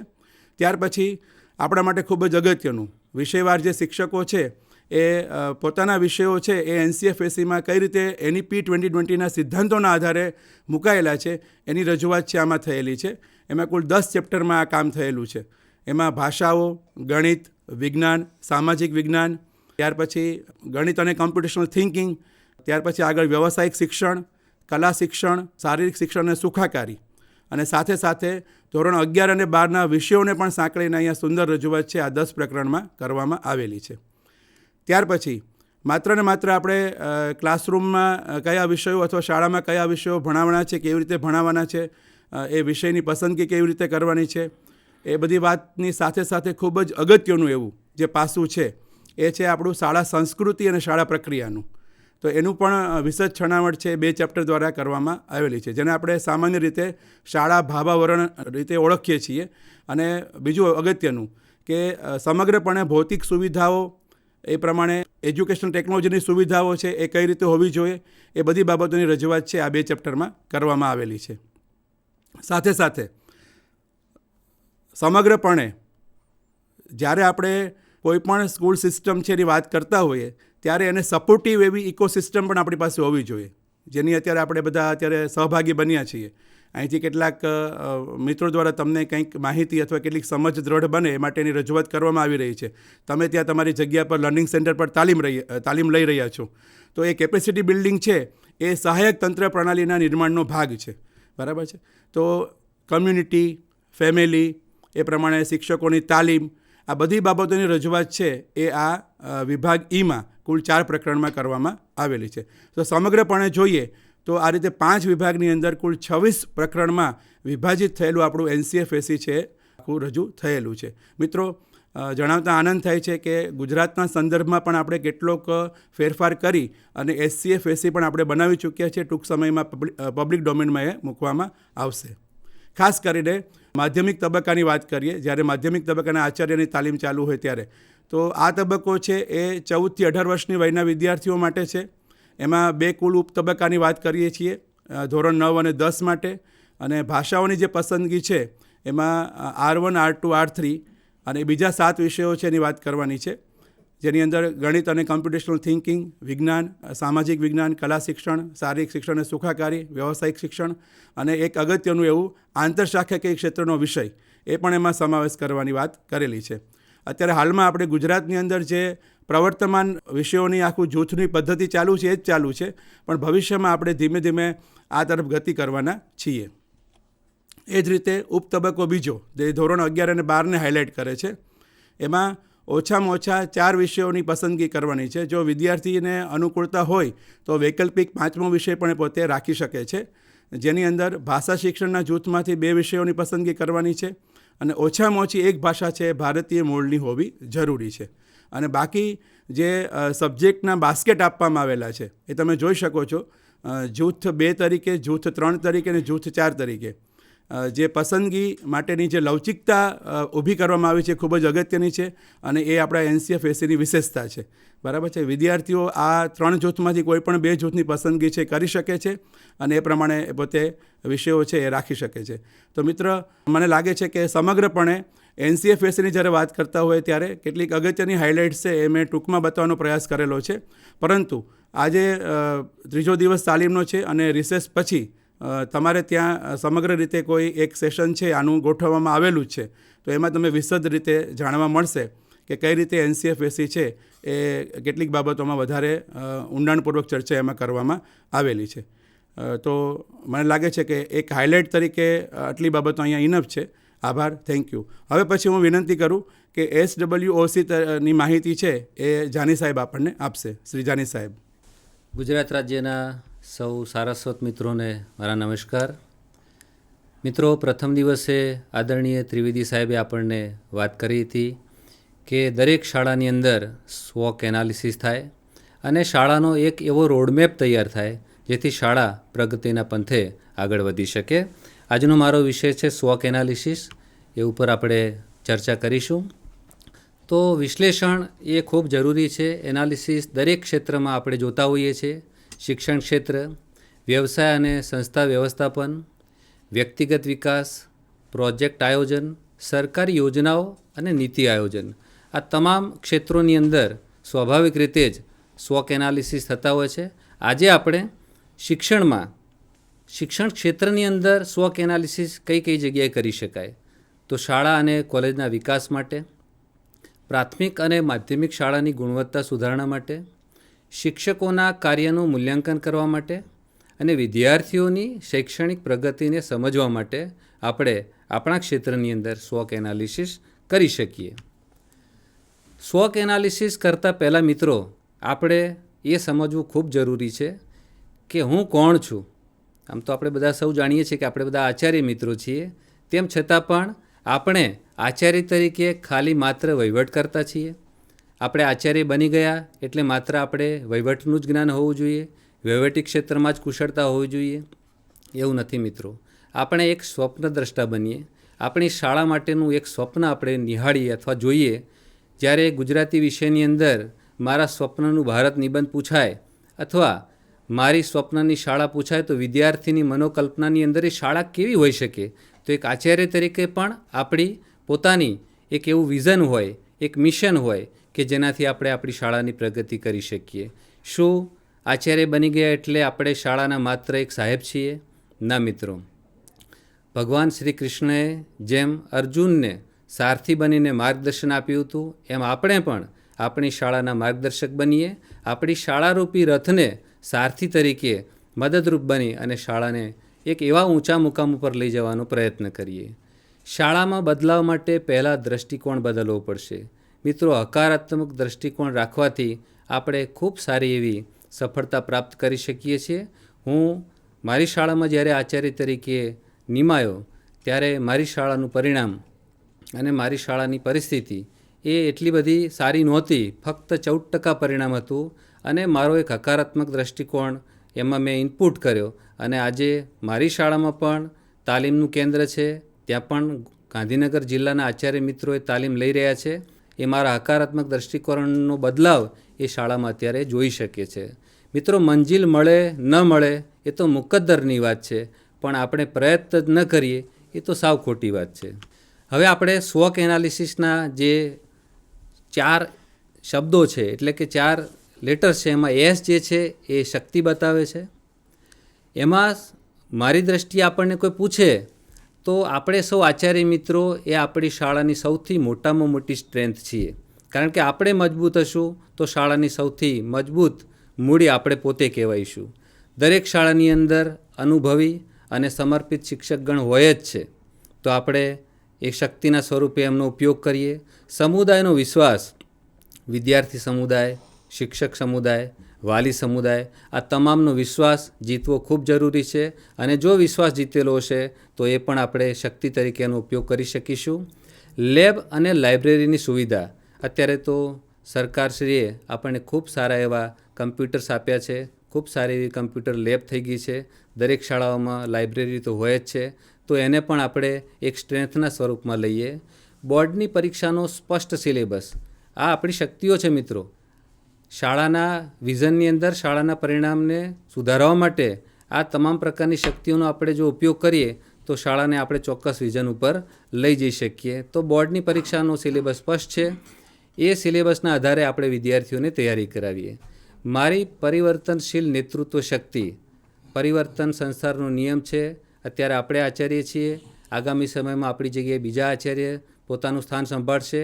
તો જેમ જેમ આપણને યોગ્ય લાગે એ પ્રમાણે આપણે શાળામાં પરિવર્તન કરતા જઈએ. વીકનેસીસ, સ્વાભાવિક છે કે આપણે શક્તિઓની વાત કરી પણ દરેક વ્યક્તિમાં ક્યાંકના ક્યાંક નબળાઈઓ રહેલી હોય છે. એ જ રીતે આપણી શાળામાં પણ કેટલીક નબળાઈઓનો સામનો આપણે કરતા હોઈએ છીએ. એમાં ખાસ કરીને રટણ આધારિત અભ્યાસ, વિદ્યાર્થીઓને આપણે ગોખવા માટે આપી દઈએ કે આટલું તારે ફરજિયાત તૈયાર કરીને લાવવાનું છે અને વિદ્યાર્થી પણ આખો જવાબ જે છે ગોખીને આવતો હોય છે. બીજી બાજુમાં જોઈએ તો કારકિર્દી માર્ગદર્શનની અછત. વિદ્યાર્થીને એ ખબર હોતી નથી કે મારે આગામી સમયમાં કયા ક્ષેત્રમાં જવાનું છે. ગણિત અને વિજ્ઞાન વિષયનો ભય તો હર હંમેશા વિદ્યાર્થીઓને રહેતો જ હોય છે અને ગણિત અને વિજ્ઞાન વિષયના પરિણામના કારણે જ શાળાઓના પરિણામ ક્યાંક ઓછા આવતા હોય છે. એમાં પણ આપણે સુધાર કરવાની જરૂર છે. એ સિવાય પણ મિત્રો કેટલાક આત્મચિંતનના પ્રશ્નો છે કે હું સમયનું પાલન કરું છું કે નથી કરતો. એક આચાર્ય હંમેશા સમય પાલનમાં માનનારો હોવો જોઈએ. પોતે ચોક્કસ સમયે શાળામાં પહોંચી જતો હોય, શિક્ષકોને પણ આગ્રહ કરતો હોય અને વિદ્યાર્થીઓને પણ સમય પાલનનું મહત્ત્વ સમજાવતો હોય. આપણે આચાર્ય છીએ એટલે સ્વાભાવિક છે કે આપણે કેટલાક સંઘર્ષોનો સામનો કરવો પડતો હોય છે. ક્યારેક આપણે સંઘર્ષનો સામનો ન કરવો પડે એટલા માટે એને ટાળતા હોઈએ છીએ. પણ મિત્રો, સંઘર્ષને ટાળવાને બદલે એને ઉકેલવાનો પ્રયત્ન કરીએ. કેટલીક જગ્યાએ ટેકનોલોજી હવે આવી ગઈ છે. આચાર્ય મિત્રોને ક્યાંક ટેકનોલોજી સંદર્ભે ક્યાંક અભાવ જોવા મળતો હોય છે. ટેકનોલોજીનો ડર મિત્રો ન રાખીએ. અત્યારે તો ખૂબ એવી આપણને સમજ કમ્પ્યુટરના માધ્યમથી, ઇન્ટરનેટના માધ્યમથી આપણે મેળવી શકતા હોઈએ છીએ. તો આપણી આ નબળાઈઓ જે છે એને પણ આપણે ચોક્કસ રીતે દૂર કરવાનો પ્રયત્ન કરીએ. ઓપોર્ચ્યુનિટીઝ, તકો. મિત્રો આકાશ ખુલ્લું છે, આપણે ખાલી ઉડાન ભરવાની વાર છે. હમણાં જ સાહેબે વાત કરી NEP 2020ની, તો એની અંદર નવતર પ્રયોગો કરવાની આપણને પુષ્કળ પ્રમાણમાં આઝાદી મળેલી છે. સરળ પરીક્ષા પદ્ધતિ બની છે. ક્ષમતા આધારિત કસોટીઓની વાત પણ સાહેબે કરી. વિદ્યાર્થીને બોર્ડની પરીક્ષા આપવા માટે 2 તક મળે છે અને આખું વિદ્યાર્થીઓનું સર્વગ્રાહી મૂલ્યાંકન થતું હોય છે. એટલે આવી તકને આપણે ઝડપી લઈએ. AI અને ICTનો ઉપયોગ. હવે તો દરેક શાળાઓની અંદર સ્માર્ટ ક્લાસ બની ગયા છે. અત્યારે મારી શાળામાં પણ મારું આ સેશન લાઈવ એ સ્માર્ટ ક્લાસમાં જોવાઈ રહ્યું છે. વહીવટી સરળતા માટે AIને આપણે એક મિત્રની જેમ વાપરીએ. ઘણા બધા અઘરા વિષયોમાં પણ આપણે નાના પ્રશ્નો માટેની મૂલ્યાંકન કસોટી તૈયાર કરી AIની મદદથી વિદ્યાર્થીઓને રસપ્રદ શૈક્ષણિક કાર્ય કરાવી શકીએ. સમુદાયનો સહયોગ. આ એક એવી તક છે મિત્રો, એનો સવિશેષ આપણે લાભ લેવો જોઈએ. ગામનું પાદર શાળામાં લાવવાની તક આપણી પાસે હોવી જોઈએ. સમાજની અંદર અનેક વ્યક્તિઓ એવા હોય છે કે જે શિક્ષણમાં રસ ધરાવતા હોય છે અને શૈક્ષણિક પ્રગતિ માટે આપણને મદદરૂપ થતા હોય છે. એ ચાહે આરોગ્ય વિભાગ હોય, એ ચાહે સંરક્ષણ વિભાગ હોય. શિક્ષણમાં કોઈ વ્યક્તિઓ વિશેષ રસ ધરાવતા હોય તો એવા વ્યક્તિઓને પણ આપણે શાળામાં બોલાવી અને વિદ્યાર્થીઓ માટે સારી એવી ઉત્તમ તકો એમને પૂરી પાડીએ. તકો દરવાજો ખખડાવે છે પણ આપણે અવાજ સાંભળવો પડે. નસીબને શું દોષ દેવો, આપણે જ બારણું ઉઘાડવું પડે. ત્યારબાદ મિત્રો ચેલેન્જીસ, પડકારોની વાત કરીએ તો પડકાર એ જ પુરુષાર્થની કસોટી છે. આપણે અત્યારે હાલ શાળા કક્ષાએ મોટાભાગે આવા વાસ્તવિક પડકારોનો સામનો કરીએ છીએ. ડ્રોપઆઉટની શક્યતા. વિદ્યાર્થીઓનો ડ્રોપઆઉટનો રેશિયો આમ તો સરકારના પ્રયત્નોથી ઘટ્યો છે, તેમ છતાં પણ કેટલાક વિદ્યાર્થીઓ ડ્રોપઆઉટ લેતા હોય છે. એટલે આપણા માટે એક પડકાર છે. વિદ્યાર્થીઓ ડ્રોપઆઉટ ના લે એટલા માટે આપણે એમને સમજાવીએ, એમને માર્ગદર્શન આપીએ. ખાનગી ટ્યુશન પણ વિદ્યાર્થીઓ વધારે આધાર રાખતા હોય છે. આપણી ગ્રાન્ટેડ શાળાઓના આચાર્ય મિત્રો ખૂબ સારું એવું કામ કરી રહ્યા છે.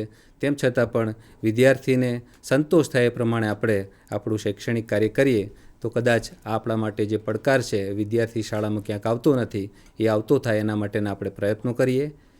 સ્ટાફ વચ્ચેનો આંતરિક સંઘર્ષ. ઘણી બધી શાળાઓમાં મિત્રો ક્યારેક અમને માર્ગદર્શન માટે ફોન કરતા હોય છે કે મેસેજ કરતા હોય છે. તો આંતરિક સંઘર્ષ એ એક કોઈપણ પ્રકારનો વિકલ્પ નથી. કોઈપણ સંજોગોમાં સ્ટાફ વચ્ચે આંતરિક સંઘર્ષ ન થવો જોઈએ, કારણ કે એ આંતરિક સંઘર્ષની સીધી અસર વિદ્યાર્થીઓના શૈક્ષણિક કાર્ય ઉપર થતી હોય છે અને એના કારણે વિદ્યાર્થી ભવિષ્યમાં જેને તક મળવાની છે એ તકમાં અવરોધ પેદા થતો હોય છે. સાથે સાથે અપૂરતી ભૌતિક સંસાધનોની પણ ક્યારેક આપણા માટે એક પડકાર હોય છે. પૂરતા શૈક્ષણિક અને ભૌતિક સંસાધનો આપણી પાસે નથી હોતા, એના કારણે ક્યાંક આપણે અવઢવમાં મુકાવતા હોઈએ છીએ. પણ ભૌતિક સંસાધનો માટે આપણે વિવિધ સંસ્થાઓનો સંપર્ક કરી અને એમાં પણ વધારો કરી શકીએ છીએ. બીજો એક આપણો પડકાર એ છે કે વિદ્યાર્થીઓની અનિયમિતતા. ક્યારેક વિદ્યાર્થીઓ અનિયમિત હોય છે. મિત્રો, જ્યારે હું આચાર્ય બન્યો ત્યારે મારી શાળાનું પરિણામ મેં અગાઉ કહ્યું કે 14% હતું અને આજે 100% સુધી પહોંચ્યા છીએ. એમાં પાયાનું મને જો કોઈ ઉદાહરણ લાગ્યું હોય આ સંદર્ભે જોવા જઈએ તો વિદ્યાર્થીઓને અનિયમિતતા ખૂબ હતી. વિદ્યાર્થી સતત નિયમિત શાળામાં આવતો થાય તો એ ભણવાનો જ છે, એને આપણે જે શીખવીએ છીએ આવડવાનું જ છે. વિદ્યાર્થીઓ નિયમિત આવતા થાય. આજે પણ બોર્ડની પરીક્ષા નજીક આવવાની હોય ત્યારે એના આગલા 2-3 દિવસ સુધી મારી શાળામાં વિદ્યાર્થીઓને હું બોલાવું છું, એમને માર્ગદર્શન પૂરું પાડું છું અને એના કારણે જ અમે આવી સિદ્ધિ હાંસલ કરી શકીએ છીએ. મિત્રો, ત્રિવેદી સાહેબે જે વાત કરી હતી કે દરેક શાળાનો એક ચોક્કસ રોડમેપ હોવો જોઈએ, એમાં આ 4 બાબતો આપણે એને ખૂબ જ આગ્રહપૂર્વક અનુસરીશું. સ્વની ઓળખ મેં અગાઉ વાત કરી, આપણે પોતે આત્મવિશ્વાસુ બનીએ, લક્ષ્ય નિર્ધારણ માટેના આપણા પ્રયત્નો હોય, આપણી શક્તિઓને આપણે ઓળખીએ, આપણી કમજોરી જે છે એને પણ આપણે ઓળખીએ અને કમજોરીને આપણે શક્તિમાં કેવી રીતે રૂપાંતર કરી શકીએ એનો પણ આપણે ખ્યાલ રાખીએ. ટીમ બિલ્ડિંગ, મિત્ર, એકલા ચાલે અને સફળતાઓ મેળવી નથી શકાતી. કદાચ આપણે સાથે મળીને ચાલીએ, આપણા ટીમનો સહકાર લઈએ, એમના ઉપર વિશ્વાસ રાખીએ, એમને ચોક્કસ પ્રકારની જવાબદારી આપીએ અને સાથે સાથે તમામને આદરભાવથી જો આપણે રાખીએ તો એક સારું એવું શાળાનો રોડમેપ તૈયાર થઈ શકે. સંસાધનોનો ઉપયોગ એ પણ એટલો જ જરૂરી છે. વિવિધ પ્રયોગો કરવાથી આપણે ક્યાંક સફળતા મેળવી શકતા હોઈએ છીએ. સંસાધનોમાં માનવીય સંસાધનો, ભૌતિક સંસાધનો, આર્થિક સંસાધનો, શૈક્ષણિક સંસાધનોનો આ બધાનો સમન્વય કરી અને આપણે ચોક્કસ એક સારો એવો રોડમેપ તૈયાર કરી શકીએ. અને છેલ્લી વાત, મૂલ્યાંકન. સતત ફીડબેક લેતા જ રહેવું પડે. આપણે કોઈપણ અત્યારે તાલીમ છે તો શરૂઆત તમારી થઈ ત્યારે પ્રી ટેસ્ટના સંદર્ભે તમને પૂછવામાં આવ્યું છે અને હવે પછી તાલીમ પૂરી થયા પછી તમારા ફીડબેક પણ લેવામાં આવશે. મૂલ્યાંકન બહુ જ જરૂરી છે. નિદાનાત્મક હોય, રચનાત્મક હોય, આંતરિક હોય, બાહ્ય હોય. મૂલ્યાંકન કરવાથી આપણે ક્યાં કચાશ છે એને આપણે સમજી શકીએ અને કચાશને દૂર કરી આપણે ચોક્કસ પ્રગતિના પંથે જઈ શકીએ. યોજનાઓ માત્ર કાગળ ઉપર નહીં, આચરણમાં પણ હોવી જોઈએ. તો આજના આપણા જે આ નિષ્કર્ષ છે એમાં આપણે એક નવી સવારની શરૂઆત કરીએ. આપ મારા સૌ આચાર્ય મિત્રો, આપના શાળાના સારથી છો. સ્વ કે માત્ર કાગળ નથી, એ તમારી પ્રગતિનું હોકાયંત્ર છે. આવો સાથે મળીને એક નવો અધ્યાય લખીએ, શાળાની દિવાલો પર ભવિષ્યનું નામ લખીએ. ટૂંકમાં કહીએ તો સ્વકનો ઉપયોગ વિશ્લેષણ, આયોજન અને સુધારણા માટે વિવિધ ક્ષેત્રોમાં થાય છે. જય જય ગરવી ગુજરાત, જય હિન્દ, જય ભારત. આપ સર્વેનો આભાર. આજની આ સેશનમાં ઉપસ્થિત તમામ તજજ્ઞ ડૉક્ટર તૃપ્તિબેન, ડૉક્ટર કપિલભાઈ, ડૉક્ટર હિરેનભાઈ તથા શ્રી ભાવેશભાઈ જાની, એમણે પોતાના વિષય ઉપર સરસ મજાની વાત કરી, સમયની અનુકૂળતા કરી, આપણી વચ્ચે સ્ટુડિયોમાં ઉપસ્થિત રહ્યા અને આપણને સૌને માર્ગદર્શિત કર્યા. એ બદલ હું GCRT પરિવાર વતી એમનો ખૂબ ખૂબ આભાર વ્યક્ત કરું છું. સાથે સાથે જેમના થકી અમે આપની સુધી પહોંચી શક્યા તેવા બાયસેક સ્ટુડિયોના તમામ ટેકનિકલ પર્સન, તમામ મિત્રોનો પણ ખૂબ ખૂબ આભાર વ્યક્ત કરું છું. તમામ લર્નિંગ સેન્ટર ઉપર ઉપસ્થિત આચાર્યશ્રીઓ, તજજ્ઞશ્રીઓ તથા મોનિટરિંગમાં જોડાયેલ તમામ વ્યક્તિઓનો અહીંયા હું આભાર વ્યક્ત કરું છું. આપણે સૌ સાથે મળી ગુજરાત રાજ્યની શૈક્ષણિક ગુણવત્તામાં વૃદ્ધિ કરીએ અને એક નવી સીમાચિહ્ન ઉપર આપણે રાજ્યને લઈ જઈએ તેવા સૌ સાથે મળી પ્રયત્ન કરીએ. આજની સેશનને આપણે અહીંયા પૂર્ણ કરીએ છીએ. તમામનો ખૂબ ખૂબ આભાર.